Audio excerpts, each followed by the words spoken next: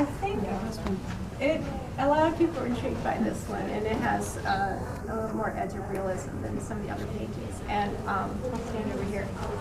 I think what it is, my father looked at it, and he says it sort of brings up a question, because my mother's expression is complex. A big part of it is really the dementia, you know, and she was sort of disturbed.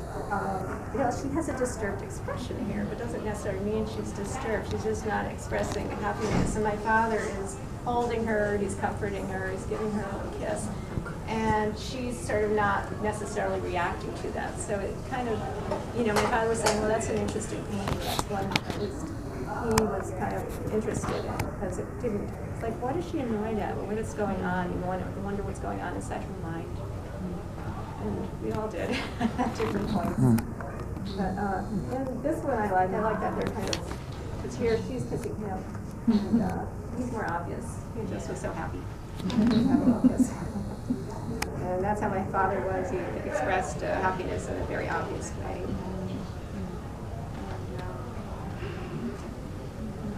You know, when my grandmother was dying, I was looking at her hand on the bed, and I kept saying, memorize every detail of this hand, because you're not going to see it again.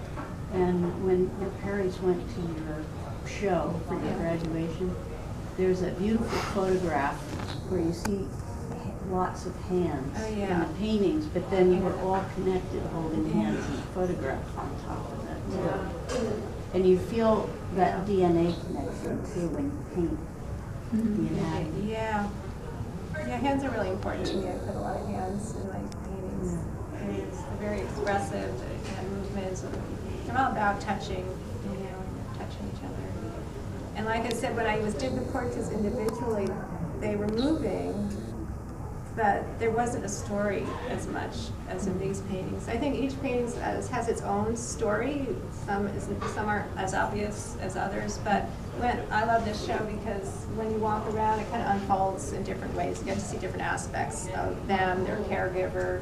And there's one on the other side when my father's on his deathbed. I don't know how you remember that. And my mother, well, let's go. Let's take a look.